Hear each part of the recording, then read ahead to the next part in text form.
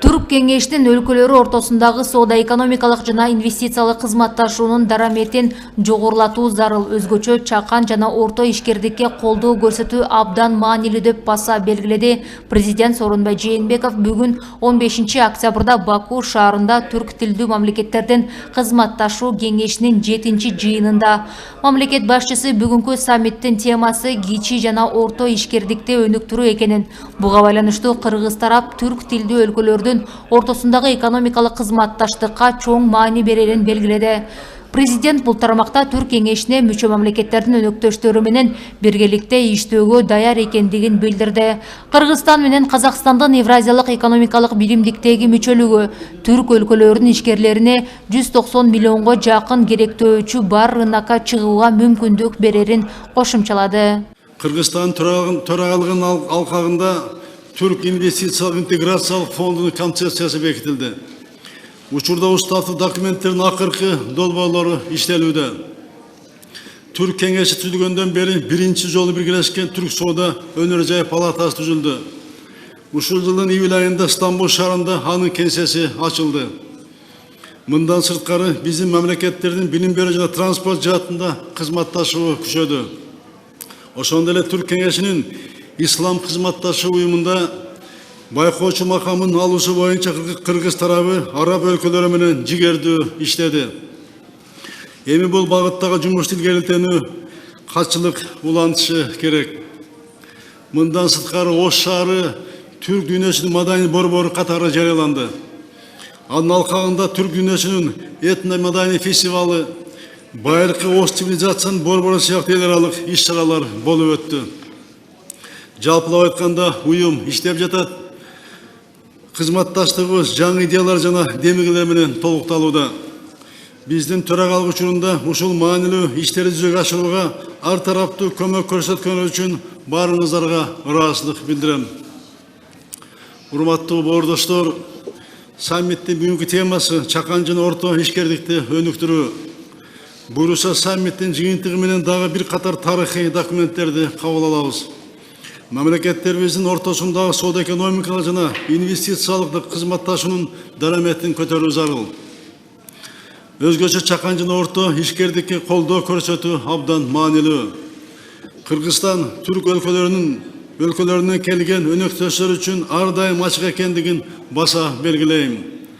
Бүгүнкү күндө Кыргызстанда Туркия, Казакстан жана Өзбекстан менен көп сандагы биргелешкен ишканалар иштеп жатат. Ошол эле мезгилде биз Азербайжандык жана Венгриялык өнөктөштөр менен ишкерликти өнүктүрүүгө кызыктарбыз. Бүгүн сиздерге Түрк кеңешинин өлкөлөрүнүн ортосунда IT технологиялары боюнча жана жашыл экономиканы өнүктүрүү багытында тыгыз кызматташууну сунуштайм. Урматтуу кесиптештер, биз түрк өлкөлөрүнүн ортосундагы экономикалык кызматташтыкка чоң маани беребиз.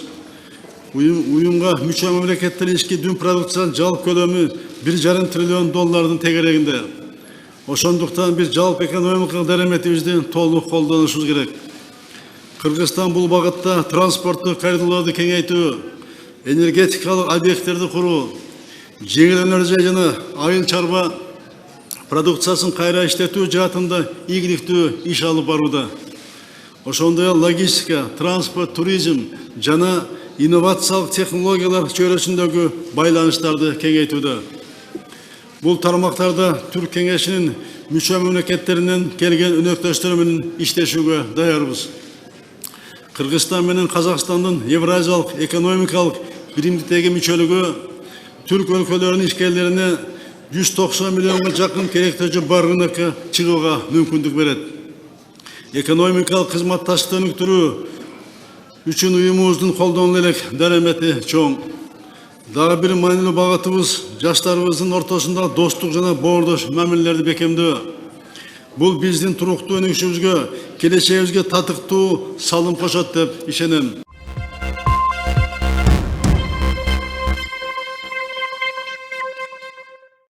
Кыргызстанда 2020 жылы парламенттик шайлоолор өтөт. Мага орун сунушташты. Өтө кымбат жыргалчылык экен көрсө. Медиалык инсан катары андан башка жаштар жана улуттук квотамды эске алып, жеңилдетүүдөн кийин партиянын кассасына $350,000 төлөөм керек экен деп жазган Бердаков соц тармактарда. Вести KG сайтына берген маегинде ал жогорку кеңешке кайрадан эле олигархтарды келтирбеш үчүн аны шайлоо кампаниясына краундфандинг баштоо идеясы менен Facebooktагы катталуучуларына кайрылган. Бирок ал эл өкүлүнүн мандатын ага ким сунуштаганын тактаган эмес. Мен Facebookта өлкөнү өзгөртүүнү каалагандар үчүн шайлоо кампаниясын каржылоого краундфандинг идеясын карап чыгууну сунуштадым, деди Бердаков. Парламентке дагы бир жолу олигархтар келип албаш үчүн. Саясаттануучунун айтымында ал эч качан жогорку кеңеште иштөөнү пландаштырган эмес.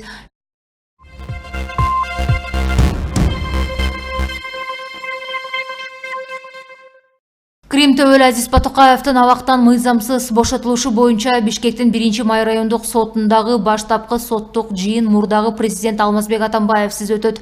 Мындай чечимди бүгүн 15 октябрда райондук сот Атамбаевдин баштапкы соттук жыйынды менсиз эле өткөрө бергиле деген арызынын негизинде кабыл алды. Бул тууралуу журналисттерге Атамбаевдин жактоочусу Замир Жошов айтты.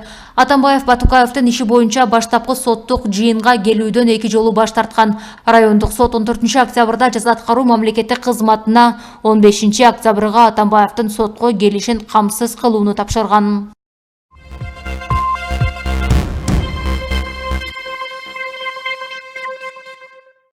Жогорку кеңештин мурдагы төрагасы Акматбек Келдибеков президент Сооронбай Жээнбековдун саясатын колдой турганын, президент журт атасы экенин көрсөтө алганын айтты. Ал бул тууралуу 15 октябрда Азаттыктын 2-1 эксклюзив маегинде билдирген.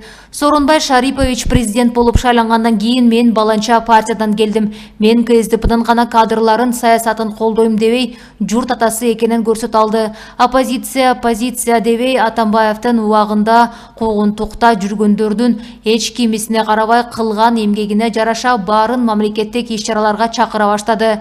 Менин партиялашым же Атамбаев мени колдоду эле дебей, ошол учурда желип уурдалып кеткен нерсенин баарын ачыкка чыгарып, жоопко тартып жатат деген Келдибеков. Акматбек Келдибеков буга чейин социалдык фондду, мамлекеттик салык кызматын жетектеп, парламент спикери да болгон. 2012 жылы жогорку кеңештин төралыгынан кеткенден кийин ага кылмыш иши козголгон. Келдибеков коррупция беренеси боюнча соттолуп 2016 жылы мамлекетке 10 миллион сом төлөп берген. Саясатчы ага козголгон ишти саясий куугунтук деп атаган.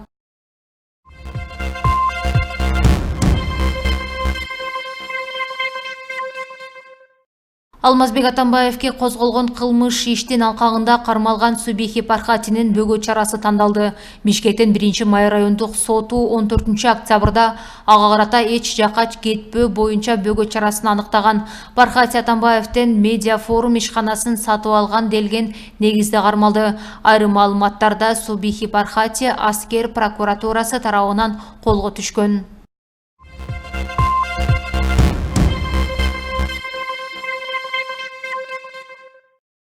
Ички иштер министрлиги кызматкерлери массалык түрдө жумуштан кетип жатканы тууралуу маалыматтарды четке какты. Мекеменин басма сөз кызматы тараткан маалыматта ички иштер органдарынан бир айда 50 кызматкер кетип жатат деген маалымат негизинен күчөтүлгөнү айтылат. Бирок ошол эле учурда ишин тапшырган милиция кызматкерлери көбөйүп жатканы ырасталган. ИИМ укук коргоо органдарында кызмат өтөө жөнүндө мыйзамдын негизинде 2020 жылдан баштап бардык укук коргоо органдарынын кызматкерлери негизги айлыгы 40%га чейин көтөрүлөрүн билдирди. Министрлик ушул эле мыйзам күчүнө киргенде ички иштер органдарынын кызматкерлеринин, ардагерлеринин шарттары кыйла жакшырарын кабарлады.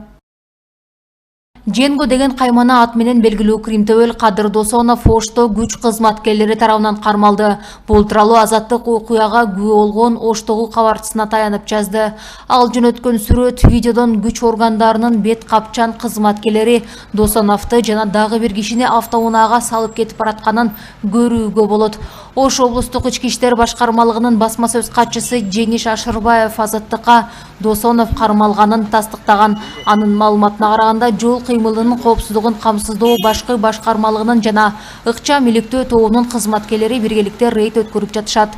Анын алкагында номуру жок автоунаа токтотулган, бирок айдоочусу баш ийбей кетип калгандыктан күч кызматкерлери машинени артынан кууп барып токтотушкан. Анда Досонов баратканы белгилүү болгон. Облустук милиция кошумча маалымат берилерин кабарлады. Досонов мындан бир нече жыл мурда Ички иштер министрлигинин уюшкан кылмыштарга каршы күрөшүү башкармалыгынын Оштогу бөлүмүнүн башчысы полковник Толкунбек Шоноевди өлтүрүүгө буйрук берген деп айтылган болчу.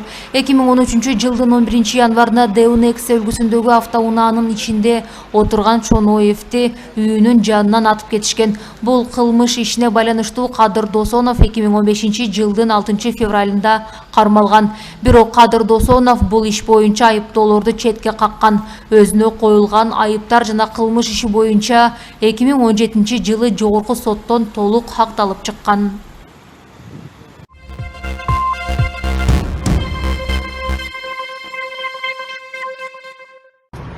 Бишкектен Асаналиев көчөсүндө айдоочу алдына жаш баланы отургузуп, катуу ылдамдыкта бараткан. Инстаграм баракчасында БМВ унаасынын айдоочусу тартылып калган видео жарыяланды.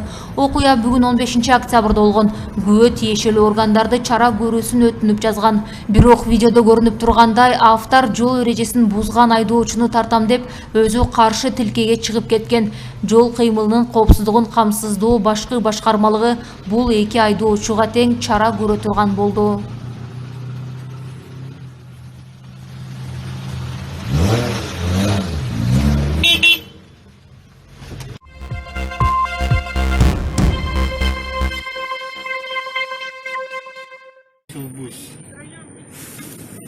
Вот еще один. Ебать у него колесо. Вон его по касательно цепляет этого и херачит того. Здесь друзья. Бишкектеги чыгыш 5 кичи районундагы Гейизбаева көчөсүндө 3 унаанын катышуусунда жол кырсык болду. Бул тууралуу күбө репортерга билдирди. Анын айтымына караганда аталган тилкеде Mercedes, Audi жана Toyota үлгүсүндөгү унаалар кагышкан. Кырсыктан эч ким жабыркаган эмес. Видео бүгүн 15 октябрда саат 13:40 чамасында тартылды.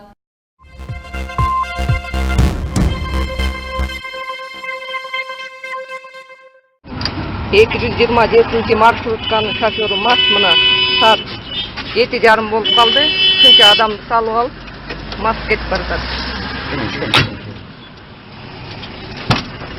Мас болуп жүргүнчүлөрдү ташыды делген номер 227 маршрутканын айдоочусу Эркинбек Мамбеталиев видеого комментарий берди. Буга чейин элдик медиага окурман маршрутканын айдоочусу ичимдик ичип алып рулда отурганын кабарлаган. 11 октябрда болгон көрүнүштү видеого тартып жөнөткөн. Анда айдоочу көзү илинип кетип, суроолорго так жооп бере алган эмес.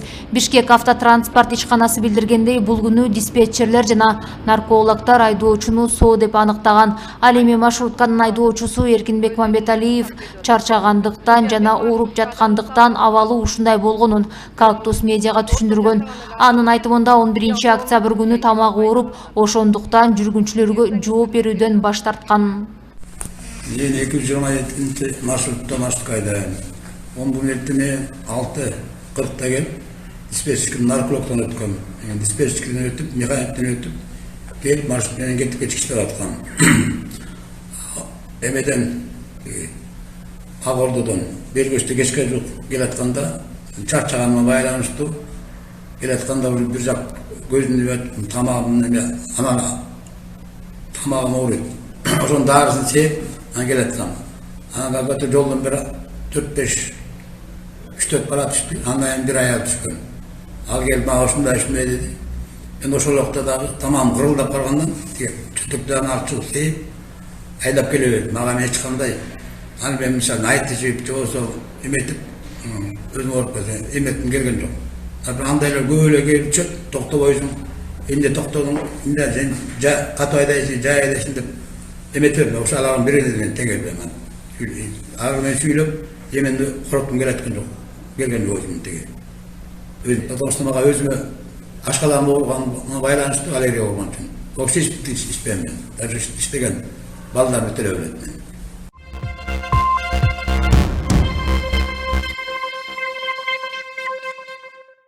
Сузак районунун Багыш айыл өкмөтүндө улгайган адамдар үчүн жашоо эми башталат аттуу борбор ачылды. Бул тууралуу аймактык кабарчы билдирди. Маалым болгондой, борбордон пенсионерлер компьютерде иштөөнү, кол өнөрчүлүктү, ат жабдыктарын жасоону үйрөнүшөт. Учурда анда 10го жакын аксакал, 20дай эне бар. Аялдар кийизден, жүндөн түрдүү буюмдарды, азем белектерди жасап жатышат. Адам пенсия курагына келгенден кийин өзүн коомго керексиз сезе баштайт экен. Ошол себепти 50 жаштан өткөн адамдар үйдө отурбастан өнөр, үйрөнүп бир нерсе менен алектениши үчүн атайын борбор ачууну көздөп, Эмгек жана социалдык өнүгүү министрлигине долбоор жазганбыз. Ал колдоо тап 800 000 сомдон ашуун каражатка компьютерлер жана башка жабдыктар алынды. Бир айдан бери бизге келген адамдар компьютерде иштегенде, жип ийригенде, жүн иштеткенди жана ат жабдыктарын жасаганды үйрөнүп жатышат. Эми зергерликти үйрөтүүнү дагы пландап жатабыз, деди Аймира коомдук фондунун жетекчиси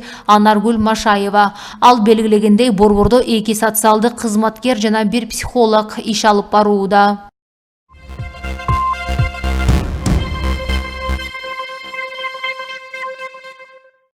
Манас районунун Покровка айылында 30 сотук аянттагы куураган чөп күйүп кетти. Бул тууралуу бүгүн 15 октябрда ÖKM'ден билдиришти.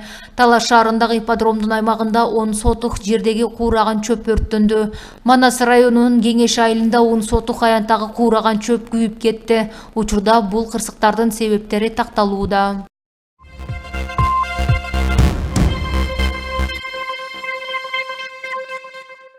13 октябрда Өзбекстандын Сырдария облусундагы Байовут районунда пахта терүүгө келген 2 жоокерди трактор тебелеп кетип каза болушту. 20 жаштан бир аз ашкан 2 аскер кызматкери пахта талаасынын жээгинде арыкта уктап жатышкан. Аларды пахта жүктөп бараткан трактор тепселеп кетти, деди облустук саламаттык сактоо башкармалыгынын кызматкери. Анын айтымында, жоокерлерден сөөгү алгач облустук өөлүкканага, андан соң алар туулу өскөн Фергана облусуна жеткирилген. Өзбекстандын көпчүлүк аймактарында пахта терүү өнөктүгү сентябрда башталган. Өлкө бийлиги жарандарды пахта талааларына мажбурлап чыгаруу учурларын токтотууну убадалаганы менен мамлекеттик кызматкерлер пахта терүүгө чыгарылып жатканы кабарланууда. Облустук уюмдардагы кызматкерлердин көбүнөн пахта терүүгө өз каалоолору менен чыгып жаткандыгы тууралуу тилкат жаздырып алышууда. Сентябрдын башында Улуттук гвардия менен Ички иштер министрлигинин курсанттары аскердик даярдыктан өтүүнүн ордуна пахта терүүгө мажбур болушкан.